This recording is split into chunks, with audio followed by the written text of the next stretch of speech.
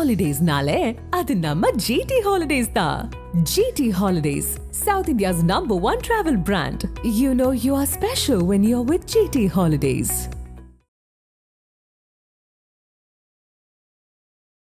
இந்த பிரச்சனை இன்னைக்கு நடந்த ஒரு பெண் குழந்தைக்கு இப்போ நடந்த பிரச்சனையோட நிற்கக்கூடாது. 25 லட்ச ரூபாய் அவ கொடுத்தாச்சு அந்த குழந்தைக்கு. அவள் வாழ்க்கையில் எந்த அளவுக்கு பாதிக்கப்பட்டிருக்கா அது யாரையும் சாகிற வரைக்கும் அவளால் மறக்க முடியுமா? அவள் குடும்பத்துக்கு நடந்த பிரச்சனை அவங்களால மறக்க முடியுமா? பெற்றோர்களுடைய அந்த துன்பு இது வரைக்கும் அந்த குழந்தை இருக்கிற வரைக்கும் அவங்க உயிரோட இருக்கிற வரைக்கும் அந்த துன்பம் இருக்குதானே செய்யும். ஒவ்வொரு முறையும் அந்த குழந்தை ஒரு நிமிஷம் எங்கிருந்து வெளியில இருந்து உள்ள வரும்போது அந்த பயம் இருந்துட்டு தான் இருக்கும். ஒரு இருட்டு பார்த்த பயம் இருக்கும், ஒரு ஆம்பளை தனி ரோட்ல பார்த்தா பயம் இருக்கும், ஒரு ரூம்ல ஒரு பையனோட இருந்தா பயமா இருக்கும். அந்த அளவுக்கு துன்பப்படுத்ததுக்கு அப்புறம் நீங்க 25 லட்சம் நாங்க கொடுத்துட்டோம், அதனால தான் கல்வி ஃப்ரீயா கொடுத்துட்டோம், அதனால தான் எல்லாமே சரியாயிடுங்கிறது கிடையாது. இது எங்கே முற்றுப்புள்ளி வைக்கணும்? அரெஸ்ட் பண்ண உடனே ஏன் விட்டீங்க? அவன் ஹிஸ்டரி ஷீட்டர் தானே, ஏற்கனவே அவன் மேல பல கேசஸ் இருக்குல்ல. ஏற்கனவே ஒருத்தனை கிட்னாப் பண்ணிட்டு அங்கிருந்து 25 லட்சம் ரூபாய் கேட்டு அது 12 லட்சம் ரூபாய் கொடுத்ததுக்கு அப்புறம் மறுபடியும் விடாம போலீஸால 2018 ஏதோ ஒரு 30 வருஷத்துக்கு முன்னாடி நடந்த சம்பவம் கிடையாது. இப்பதான் ஒரு 6 வருஷம் கூட ஆகல, 6 வருஷத்துக்கு முன்னாடி நடந்த சம்பவம். ஸோ ஹிஸ்டரி ஷீட்டர் எந்த வகையில ஃப்ரீயா விட்டுருக்கீங்க? இது complete fall of law and order தான் நாங்க சொல்றோம். இதுதான் முதலமைச்சர்கிட்ட கேள்வி கேட்டுட்டு இருக்கோம். இன்னைக்கு நடந்த பிரச்சனையில நேத்து இந்த பிரச்சனை நடக்கல, நாளைக்கு நடக்காது அப்படிங்கிறது கிடையாது. ஒவ்வொரு முறையும் ஒரு பிரச்சனை தமிழகத்துல ஒரு பெண்களுக்கு இந்த மாதிரி பாலியல் தொல்லை நடக்கும்போது நீங்க பணம் கொடுத்துறீங்க. நீங்க ஓகே இது இந்த கட்சியில சார்ந்தவன் அந்த கட்சியில சார்ந்தவன் அதுதான் பெருசுப்படுத்திட்டு இருக்கீங்க. ஒரு விஷயம் மட்டும் நம்ம தெளிவாக புரிஞ்சுக்கணும். ஒரு பெண் பாலியல் தொல்லை நடக்கும்போது எந்த கட்சி ரீதியாக பேசக்கூடாது. இன்னைக்கு நாங்க பாஜக ஆபீஸ்ல இருக்கோம், ஆனா நாங்க பாஜக சார்பாக நாங்க பேசல. ஒரு பெண்ணுங்கிறது முறையில நாங்க எல்லாரும் இங்க கலந்து பேசிட்டு இருக்கோம். எங்களுக்கு பின்னாடி பாஜக இருக்கு, அது வேற விஷயம். ஆனா தயவு செஞ்சு அது பொலிட்டிக்கல் ஆக்காதீங்க. ஒவ்வொரு முறையும் நீங்க எந்த ஒரு சோஷியல் பிளாட்ஃபார்ம் இருந்தாலும் முதல்ல நீங்க ஆடுற மாநிலத்துல இது நடக்கலையா, உங்க மாநிலத்துல இது நடக்கலையா? பெண்கள் உங்களுக்கு ஒரு பொலிட்டிக்கல் ஃபுட்பால் கிடையாது. இங்கே அங்கே தூக்கி வீசி அவளை பத்தி பேசுறதுக்கு முதல்ல இந்த பெண் குழந்தைக்கு நான் நிச்சயமாக பாராட்டுவேன். நான் தைரியமாக வெளியே பேசினேன். நிறைய பெண்கள் பயத்துல பேச மாட்டேங்கிறாங்க. அவளை பலாத்காரம் செஞ்சதுக்கு அப்புறம் பாலியல் தொல்லை நடந்ததுக்கு அப்புறம் அவ போன் நம்பர் வாங்கிட்டு நான் எப்போ வர சொல்வேன் அப்போ நீ வரணும் அதெல்லாம் மிரட்டியும் அந்த பெண் குழந்தைக்கு ஒரு தைரியம் இருந்தது. என்ன மாதிரி இன்னொன்று பெண் பாதிக்கப்படக்கூடாது, இந்த மாதிரி இந்த ஆளை பத்தி நான் பேசலன்னா நாளைக்கு இன்னும் எத்தனை பெண்களோட வாழ்க்கையை சீரடிக்க போகும்னா சொல்லிட்டு அவ வெளியில பேசியிருக்கா. முதல்ல அந்த பெண் குழந்தை பாராட்டணும். அந்த குழந்தை பத்தி வெளியில அவளுடைய எல்லா தகவல்கள் வெளியில கொடுத்தாங்க பாருங்க, அவங்கள முதல்ல தண்டிக்கணும். யார் கொடுத்தது? யார் கொடுக்க சொல்ற? அது சட்ட ரீதியாக தவறு தானே. யார் வெளியில கொடுத்தது? நம்ம நிர்பயா சொல்லும் போது கூட எவ்வளவு நாள் கழிச்சுதான் அவளோட பேர், ஆனா இன்னி வரைக்கும் நாங்க அந்த பெண் குழந்தையோட பேர் சொல்றதுல நிர்பயா மட்டும் தான் கூப்பிடுறோம். அப்படி இருக்கும்போது யார் இந்த குழந்தை பத்தி பேரெல்லாம் டீடைல்ஸ் எல்லாம் பர்சனல் டீடைல்ஸ் வெளியே கொடுத்தாங்க? ஏன் அதை பத்தி யாரும் பேச மாட்டேங்கிறீங்க? பேர் கொடுத்தாச்சு, அது யாரும் பேசினாங்க. இது பாஜக, அதிமுக, திமுக, வேற ஏதோ கட்சி எல்லாமே கலந்து நீங்க சண்டை போட்டுட்டு இருக்கீங்க. நான் தயவு செஞ்சு இது பொலிட்டிக்கல் பிரச்சனை ஆக்காதீங்க. பெண்களுக்கு எந்த மாநிலம் இருந்தாலும் பெண்களுக்கு ஒரு பிரச்சனை நடக்கும் போது அது ஃபுட்பால் மாதிரி கால்பந்து மாதிரி இங்கே தூக்கி வீசி அங்க தூக்கி வீசி அவளை இன்னும் கேவலப்படுத்த வேண்டாதான் நான் என்னுடைய வேண்டுகோள். நான் இப்போ NCW மெம்பர் இல்லை, அதனால்தான் அதை பத்தி என்னால பேசக்கூடாது. இருந்திருக்கேன் அதனால்தான், ஆனா இப்போ இல்லை. ஸோ அதை பத்தி நான் இப்போ பேசவும் கூடாது. கண்டிப்பா ரொம்ப மோசமா இருக்கு. ஏன்னா கம்ப்ளைண்ட்ஸ் எனக்கு தான் வரும். கம்ப்ளைண்ட்ஸ் எனக்கு தான் வரும்போது ரொம்ப கேவலமா இருந்தது. ஏன்னா நம்ம மாநிலத்துல இருந்து இவ்வளவு பிரச்சனைகள் உண்டா அப்படி பார்க்கும்போது டேட்டா இருக்கும். இப்போ நான் NCW சார்பாக என்னால பேச முடியாது. டேட்டா உங்களுக்கு தெரியும்னா நீங்களே டேட்டா நீங்க போட்டுக்கோங்க. ஆனா NCWல இருந்திருக்கேன், அதுக்காக நான் ஒரு மகளிர் ஆணையில இருந்திருக்கேன், அதுக்காக நான் இப்போ பேசக்கூடாது, அது தவறாக இருக்கும். I don't have any rights to speak on behalf of NCW. அந்த டேட்டா கூட என்னால வெளியில போக முடியாது. நீங்க உங்களுக்கு டேட்டா இருக்குன்னா தாராளமா நீங்க அதை பப்ளிஷ் பண்ணிக்கங்க. We cannot compare. Why are we comparing is what my question is. நம்ம இந்த மாநிலத்துல கம்மியா இருக்கு, நம்ம மாநிலத்துல அதிகமா இருக்கு, அந்த கட்சி காங்கிரஸ் ஆட்சியில அதிகமா இருக்கு, இங்க பிஜேபியில கம்மியா இருக்கு, இல்ல இந்த இடத்துல பிஜேபி ஆளுங்கட்சி இருக்கு அதனால தான் அங்க அதிகமா இருக்கு. அப்படி பண்ணவே கூடாதுன்னு நான் சொல்றேன். Don't do it. ஒரு பெண்களுக்கு நம்ம நாட்டுல ஒரு பெண்ணுக்கு ஒரு பிரச்சனை நடக்கும் போது எந்த மாநிலத்துல அதிகமா இருக்குன்னா வேண்டாம். ஏன்னா அது உடனே நீங்க கட்சி ரீதியாக அது சாணி பூசுறீங்க. அது பண்ணாதீங்க. ஐ எம் சேயிங் ஒட்டுமொத்தமா நம்ம நாட்டுல பெண்களுக்கு பாதுகாப்பு இருக்கா, அதுதான் நம்ம பார்க்கணும். இன்னொன்னு நம்ம மாநிலம் தமிழம் சொல்லும் போது, ஒரு தமிழகத்துல நம்ம ஒரு தமிழக மாநிலம் சொல்லும் போது ஒரு பெருமையோட சொல்றோம். ஒரு கண்ணகியோட இடம் சொல்றோம். நம்ம அப்படியெல்லாம் சொல்லும் போது ஏன் பெண்களுக்கு இவ்வளவு பிரச்சனைகள் இருக்கு? அதுதான் நம்ம இடத்துல ஒரு பிரச்சனை நடக்கும்போது, என் வீட்டுல ஒரு பிரச்சனை நடக்கும்போது அதை விட்டுட்டு பக்கத்து வீட்டுல பிரச்சனை இருக்கா நான் எப்படி பார்க்க முடியும்? என் வீட்டுல இருக்கிற பிரச்சனையை என்னால தீர்க்க வைக்க முடியுமா, முடியாதா? என் வீட்டுல நடந்த ஒரு பிரச்சனைக்காக என்னால குரல் கொடுக்க முடியுமா, முடியாதா? என் வீட்டுல ஒரு பிரச்சனை நடக்குது. இப்போ இன்னைக்கு திமுக பாத்தீங்கன்னா என் வீட்டுல ஒரு பிரச்சனை நடக்குது. ஆனா அதுக்கு நான் கண்ணு மூடிட்டு ஒண்ணுமே இல்லை, எல்லாமே சரியா இருக்கு, மேல இருந்து மழைப்பு பூசி பக்கத்து வீட்டுல என்ன பிரச்சனை இருக்கு முதல்ல அதை பத்தி பேசு. கண்ணாடி வீட்டுல இருந்து உட்காந்துட்டு இன்னொன்று வீட்டுல கல் வீச கூடாதுதான் நான் சொல்லுவேன். அதை நீங்க கேளுங்க, ஏன் அனுமதி மறுத்துறாங்க? இப்போ எல்லாத்துக்கும் நீங்க உங்க ஆளுங்கட்சியில இருக்கிற போது நீங்க உங்களுக்கு கூட்டணியில இருக்கிறவங்களுக்கு நீங்க எல்லா பர்மிஷன் கொடுக்குறீங்கல்ல. அப்போ மத்தவங்க ஒரு போராடணும்னு சொல்லும் போது, ஒரு பேரணி நடத்தணும்னு சொல்லும் போது ஏன் நீங்க பெர்மிஷன் கொடுக்க மாட்டேங்கிறீங்க? இன்னைக்கு ஏன் சௌமியாவை நீங்க அரெஸ்ட் பண்ணிருக்கீங்க? ஏன்னா உங்களுக்கு சாதகமா இல்ல. இன்னொன்னு தவறு நடந்திருக்கு. தவறு நடக்கும் போது உங்களால அதை தட்டி கேட்கறதுக்கு உங்களுக்கு தைரியம் கிடையாது.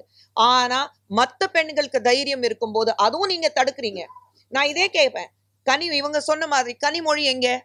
ஒவ்வொரு விஷயத்துல கனிமொழி முன்னாடி பேசுறாங்கல்ல, எங்க இருக்காங்க? ஏன் யாருமே அவங்களுக்கு மகளிர் அணி இங்க இருக்குல்ல, திமுகவோட மகளிர் அணி ஒண்ணு இருக்குல்ல, எங்க இருக்காங்க?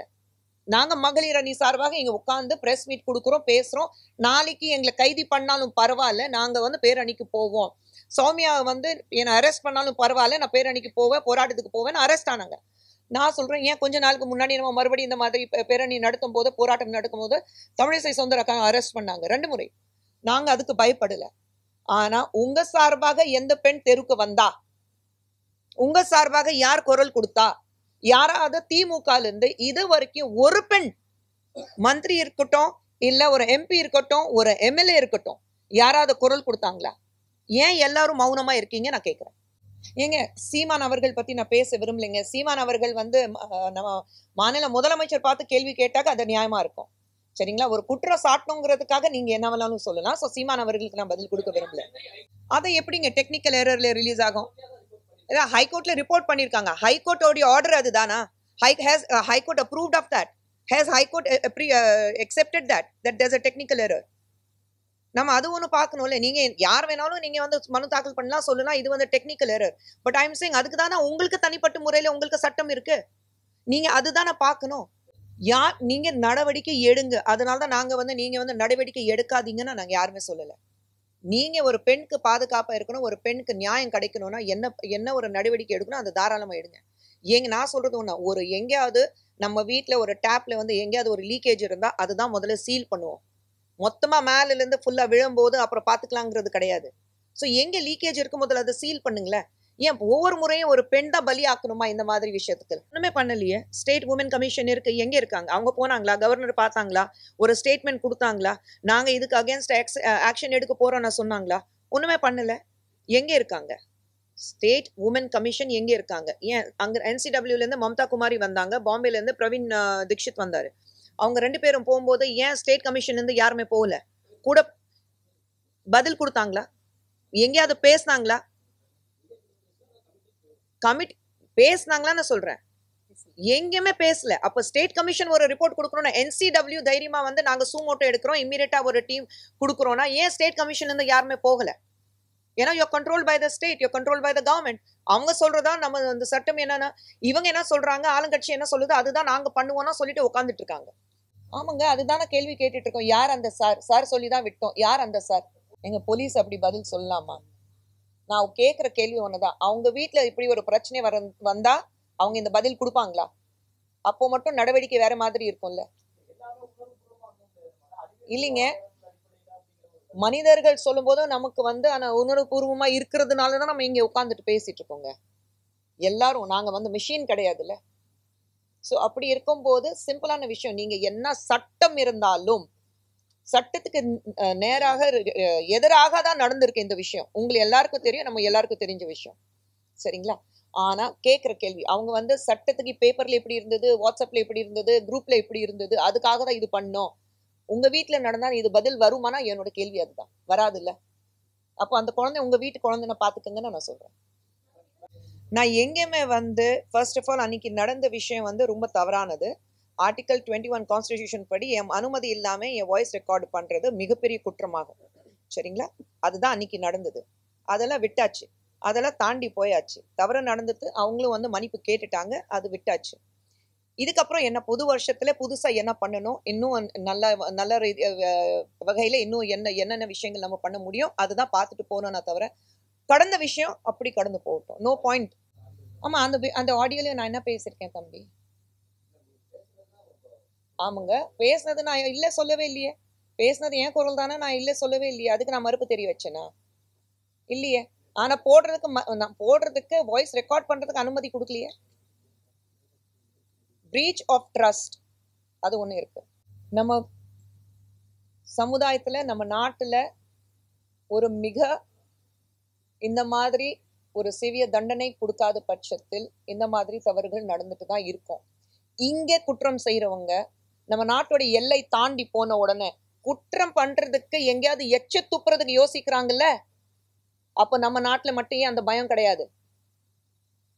ரோடுல ஒரு ட்ராக்ல போயிட்டு இருக்கும் போது ரோடு ட்ராக் மாறி நீங்க வேற லேன்ல போறதுக்கு பயப்படுவாங்கல்ல. ஒரு சிக்னல்ல நிக்கும் போது ரெட் இருந்தா எல்லோ விழுந்தாலும் உட்கார்ந்து நின்னுடுவாங்கல்ல. அது தாண்டி போக கூடாது. ஜெப்ரா கிராசிங் அந்த கோடு இருக்கும், அதை தாண்டியும் போக மாட்டாங்க.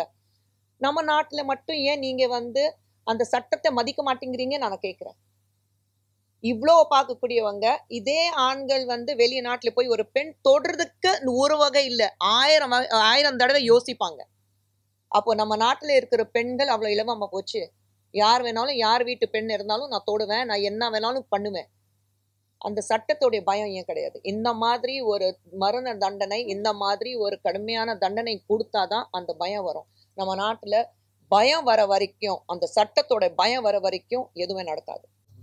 44,000 கோடி எஜுகேஷன் பாலிசி காசு கொடுத்துருக்காங்க. எங்க இருக்குன்னா முதல்ல அதுக்கு பதில் கொடுக்க சொல்லுங்க. 44,000 கோடி, ஒரு கோடி 2 கோடி கிடையாதுங்க, 44,000 கோடி. இதுதான் அண்ணாமலை அவர்களும் கேட்டிருக்காரு.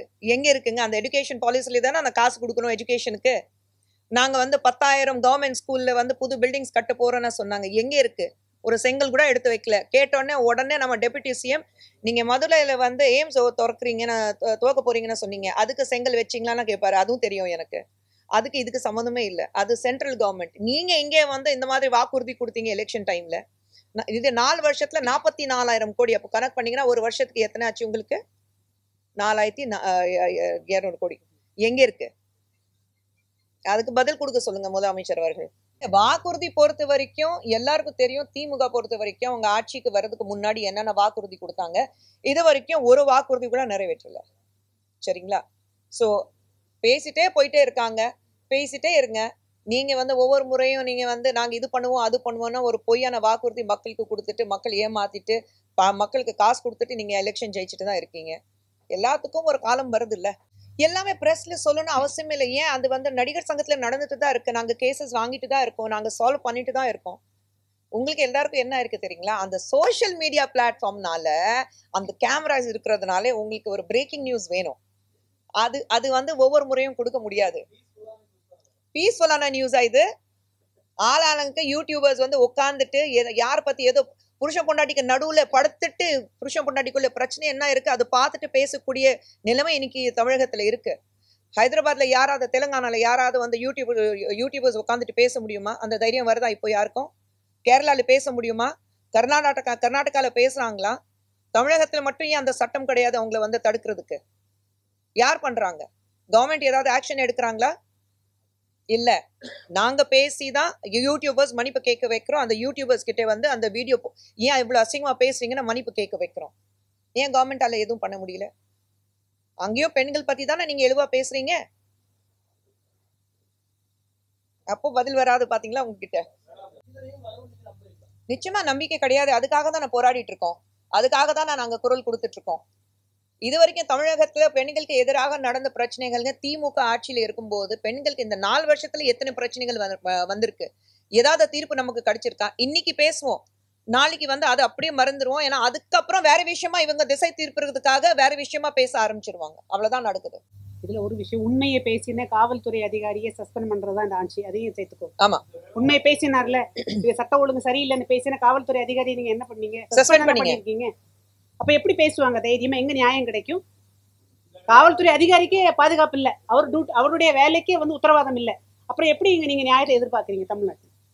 ஏன் இவ்வளோ நானே போனேனே கள்ளக்குறிச்சி பக்கத்துல ஒரு எத்தனை பேர் அந்த கள்ளச்சாராயம் குடிச்சிட்டு இறந்தாங்க. அதுக்கப்புறம் என்னாச்சு? ஏதாவது வந்ததா? தகவல் வந்ததா? அங்க யார் கள்ளச்சாராயம் காய்ச்சினாங்க? அவங்க திமுகக்கு சார்ந்தவங்க தான். அவங்க ஏதாவது தகவல் கிடைச்சதா? என்ன ஆனாங்க? அதை பத்தி யாராவது பேசுறோமா? அவங்களுக்கு அந்த கிராமத்துல இருக்கிறவங்களுக்கு நியாயம் கிடைச்சதா? இல்ல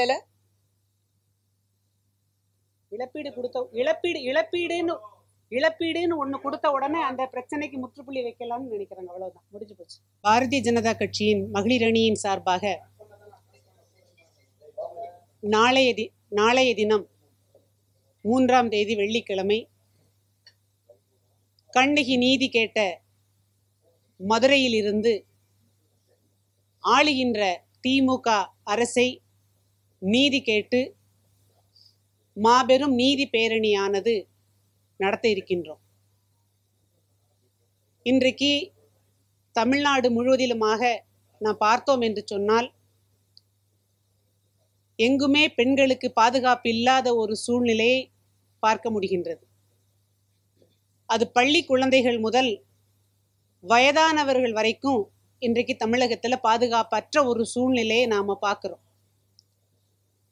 இதுக்காக நாம குரல் கொடுத்தோம் அப்படின்னு சொன்னா, விழிப்புணர்வோடு இருங்க அப்படின்னு சொன்னா, பெண்கள் இறங்கி நாங்க போராடுறோம் அப்படின்னு சொன்னா, அதற்கான அனுமதி அரசாங்கத்தால் மறுக்கப்படுகின்றது. இந்த போராட்டம் அப்படிங்கிறத விட தமிழ்நாட்டில் இந்த மாதிரியான ஒரு சூழ்நிலை இருக்கு, பெண்கள் பாதுகாப்பாக இருங்க அப்படிங்கக்கூடிய ஒரு விழிப்புணர்வை தான் நாம ஏற்படுத்த போகின்றோம். அதற்கு கூட இங்க இருக்கக்கூடிய ஆளுகின்ற அரசாங்கம் அனுமதி கொடுக்க மறுக்கிறாங்க. ஏன்னா அவங்களுக்கு தெரியும், இந்த அண்ணா பல்கலைக்கழக வளாகத்திலே மாணவிக்கு நடந்த இந்த பாலியல் துன்புறுத்தலுக்கு உடந்தையாக இருந்தது, அதை செய்தது அங்கே திராவிட முன்னேற்ற கழகத்திலே இருக்கக்கூடிய கட்சிக்காரர் அப்படிங்கிறது எல்லாருக்குமே தெரியும். அன்னைக்கு இவர்தான் குற்றவாளின்னு தெரிஞ்ச உடனே கைது பண்ணிட்டு ராத்திரியே விட்டாங்க. நாங்க கேட்குறோம், இரவு விட்டீங்கல்ல, விட சொன்னது யார் அந்த சார் அப்படின்னு உங்களுக்காவது தெரியுமா? யார் அந்த சார்? இன்றைக்கு நம்முடைய விசிகாவுடைய தலைவர் சென்னை ஏர்போர்ட்ல அவரும் கேட்கிறார், யார் அந்த சார் அப்படின்னு. அப்போ இது யார் செய்திருக்கிறாங்க அப்படிங்கக்கூடியது காவல்துறைக்கும் தெரியும், ஆளுகின்ற அரசாங்கத்துக்கும் தெரியும். ஆனா இது வரைக்கும், இன்னை வரைக்கும் அனைத்து கட்சியும் போராடியாச்சு. அது எல்லா கட்சியினுடைய போராட்டத்துக்கு அப்புறமும் கூட முதலமைச்சர் மௌனம் சாதிக்கிறார் அப்படின்னு சொன்னா அதுக்கு என்ன காரணம்? இன்னைக்கு நாங்க போராடுறோம் அப்படின்னு சொன்ன உடனே மணிப்பூரை பாரு, அங்க நடந்த பிரச்சனை பாரு அப்படின்னு கேள்வி கேட்குறாங்க. மணிப்பூர் இஷ்யூவே வேற, மணிப்பூர்ல நடந்த பிரச்சனையே வேற. இது மணிப்பூரை பாருன்னு சொல்லக்கூடிய திராவிட முன்னேற்ற கழகத்துல இருக்கக்கூடியவங்க வெஸ்ட் பெங்கால்ல நடந்த பிரச்சனை பத்தி ஏன் பேச மாட்டேங்கிறாங்க? அதே சம்பவம் சந்தோஷ் காலியில இதே மாதிரி பெண்களை பாலியல் பலாத்காரம் பண்ணப்ப ஏன் இவங்க குரல் கொடுக்கல? அப்ப மெழுகுத்திரியெல்லாம் ஏந்தி மணிப்பூர்ல நடந்த பிரச்சனைக்கு நம்மளுடைய கனிமொழி அம்மா வந்தாங்கல்ல. இன்னைக்கு தமிழ்நாட்டுல, அதுவும் நீங்க ஆளுகின்ற மாநிலத்துல பெண்களுக்கு தொடர்ந்து, இது அண்ணா பல்கலைக்கழகம் மட்டும் இல்ல, இந்த சம்பவம் நடந்து கொண்டு இருக்கும் போதே நீங்க புதுக்கோட்டை மாவட்டம் அறந்தாங்கியில நர்சிங் கல்லூரியில படிக்கக்கூடிய ஒரு மாணவிய கூட்டு பலாத்காரம் பண்ணி கிணத்துல போட்டு பிணமாக கொடுத்ததை நாம பார்த்தோம். இது கன்னியாகுமரி மாவட்டத்துல டியூஷனுக்கு போயிட்டு வந்த குழந்தை அப்பாக்காக காத்து இருந்த அந்த கேப்ல அந்த பெண் குழந்தையை கூட்டிட்டு போய் பாலியல் பலாத்காரம் பண்ணிட்டு நாம பாக்குறோம். இப்போ உங்களுடைய, நீங்க ஆண்டு கொண்டிருக்கக்கூடிய மாநிலத்துல இப்படி ஒரு சம்பவம் நடக்குதுன்னு சொன்னா, அடுத்த மாநிலத்துல ஒரு பிரச்சனை நடக்குதுன்னு சொன்ன உடனே மெழுகுத்திரி ஏந்தி போராடிய கனிமொழி அக்கா ஏன் உங்க மாநிலத்துல நடந்த இந்த பிரச்சனைக்காக நீங்க மௌனமா இருக்கிறீங்க? இதற்கான பதில் தெரியணும். நாங்க போராடுறோம் அப்படின்னு சொன்ன உடனே அங்க மேடை போட பெர்மிஷன் கிடையாது, மைக்கு வைக்க பெர்மிஷன் கிடையாது, நோட்டீஸோட போட்ட பெர்மிஷன் கிடையாது, எதுக்குமே பெர்மிஷன் கிடையாது. ஆனா நீங்க ஆட்சிக்கு வந்ததுக்கு அப்புறம் கலைஞரனுடைய 100ஆண்டு விழாவுக்கு நீங்க வந்து சென்னை முழுக்க பேரணி போனீங்கன்னா சென்னையை ஸ்தம்பிக்க வைப்பீங்க. ஆனா அது பண்ணலாம். திருமாவளவன் அவர்கள் வந்து அவங்க ஒரு போராட்டம் பண்றாங்க, அதுக்கு நீங்க அந்த மாவட்டத்தை முழுக்க ஸ்தம்பிக்க வைப்பீங்க, அதுக்கு பெர்மிஷன் கொடுப்பீங்க. ஆனா நியாயமான ஒரு பிரச்சனைக்காக, பெண் சமுதாயம் பாதுகாக்கப்படணும் அப்படிங்கக்கூடிய ஒரு பிரச்சனைக்காக இது ஒரு பெரிய சமூக குற்றம். இன்னைக்கு பெண் குழந்தை வெளியில விடுவதற்கே பெற்றோர்களுக்கு பயமான ஒரு சூழ்நிலையில நாங்க இதை வந்து எல்லாருக்கும் ஒரு விழிப்புணர்வா இருக்கட்டும் அப்படின்னு சொல்லி நாங்க இறங்கி போராடினா எங்களுக்கு அனுமதி மறுப்பு. இன்னைக்கு கூட பாமகவினுடைய கட்சிக்காரங்க போராட்டம் பண்ணியிருக்கிறாங்க. இன்னைக்கு அவங்கள சௌமியா அன்புமணி அவர்களை காரை விட்டு இறங்க விடாம இன்னைக்கு கைது பண்ணியிருக்கிறாங்க. அப்ப இதெல்லாம் நாம பாக்குறோம். அப்போ உங்க ஆட்சிக்கு எதிராக ஏதாவது நாங்க குரல் கொடுத்தா உடனடியாக எங்களுடைய குரல் வலையை நெரிக்கணும்னு தானே பாக்குறீங்க. இதுல இருக்கக்கூடிய நியாயத்தையும் புரிஞ்சுக்க மாட்டேங்கிறீங்க. நீங்க சொன்னீங்கல்ல, இதே ஆட்சிக்கு வருவதற்கு முன்னால சொன்னீங்க, இதே மாதிரி பெண்களுக்கான ஒரு பாலியல் கொடுமை நடந்துச்சுன்னு சொன்னா இதற்காக ஒரு தனி நீதிமன்றம் அமைச்சு நாங்க விசாரிப்போம்னு சொன்னீங்க. இதுக்கு தனியா ஒரு புலனாய்வுத்துறை வைப்பேன்னு சொன்னீங்க. எல்லாம் சொன்னீங்க.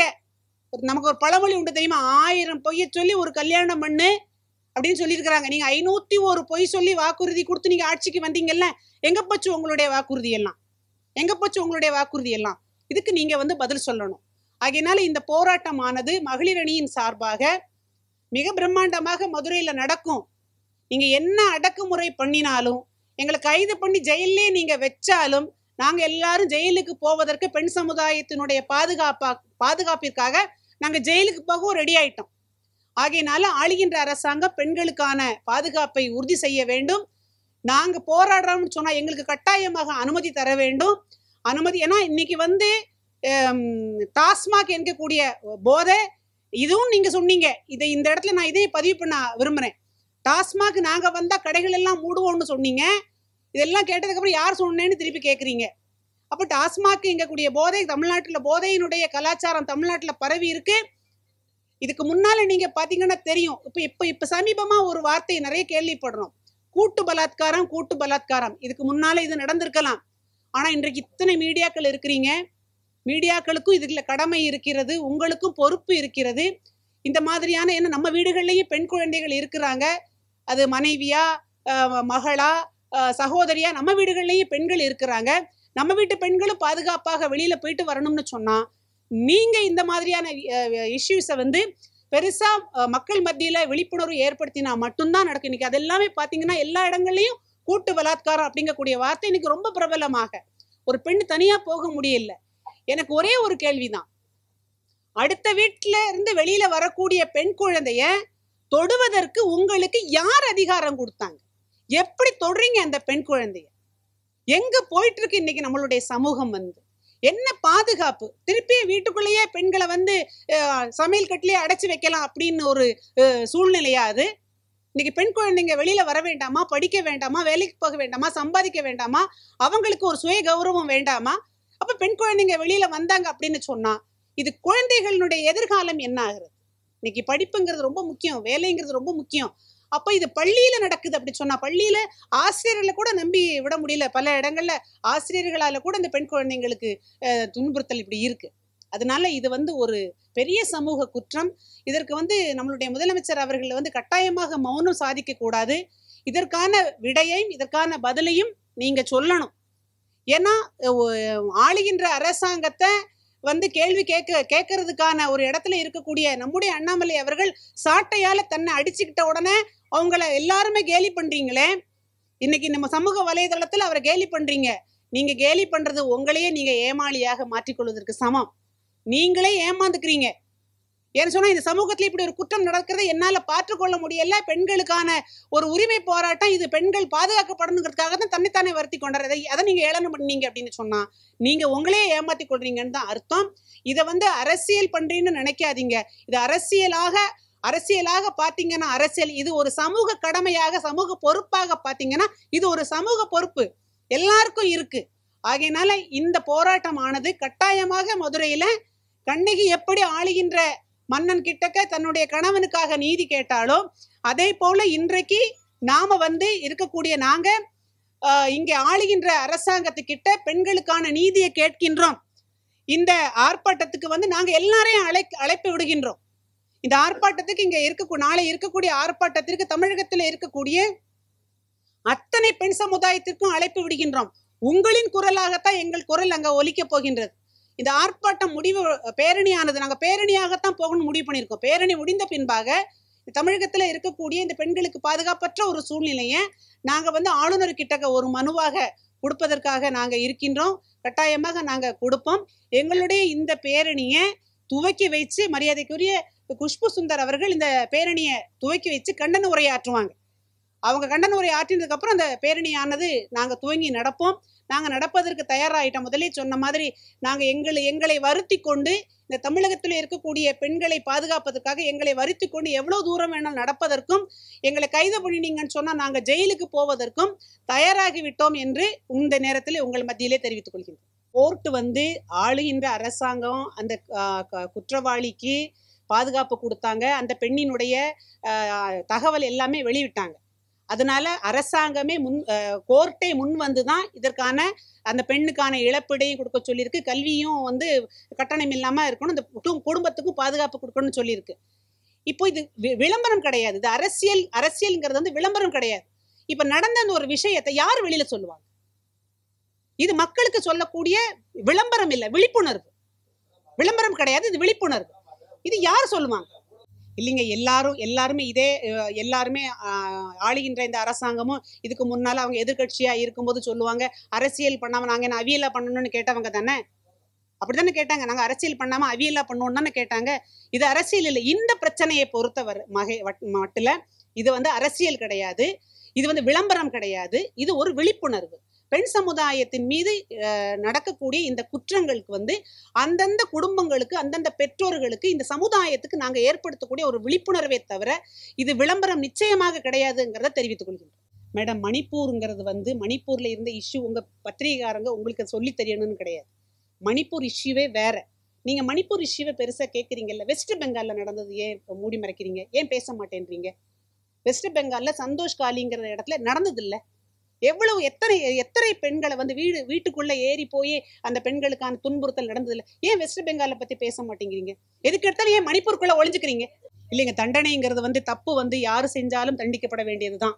அது எந்த மாற்று கருத்தும் கிடையாது. அது கட்சிக்கு அப்பாற்பட்டு பெண்கள் மீது யார் கை வைச்சாலும் அவர்களுக்கு கடுமையான தண்டனை கொடுக்கணும். நம்மளுடைய மோடி ஐயா அவர்கள் 12 வயதுக்கு கீழே இருக்கக்கூடிய பெண் குழந்தைகளை பலாத்காரம் பண்ணினாங்கன்னு சொன்னா மரண தண்டனை கொடுக்கணும்னு சொன்னாங்க. இது இந்த மரண தண்டனை என்பது தீர்வு ஆகாதுன்னு சொல்லிட்டு இங்க இருக்கக்கூடிய நம்மளுடைய எம்பி சொன்னாங்களா இல்லையா? ஒரு குற்றத்துக்கு மரண தண்டனை என்பது தீர்வு ஆகாதுன்னு இங்க இருக்கக்கூடிய எம்பி சொன்னாங்களா இல்லையா? அப்ப சட்டங்கள் கடுமையாக்கப்படும் போதுதான் இந்த குற்றங்கள் குறையும். நீங்க சட்டங்கள் கடுமையாக கொண்டு வரும்போது நீங்க என்ன பண்றீங்க? அதுக்கான அந்த சட்டத்தை முன்னெடுத்துட்டு கொண்டு போறதுக்கு நீங்க அனுமதிக்க மாட்டேங்கிறீங்களே. அதுதான் எங்களுடைய கேள்வி.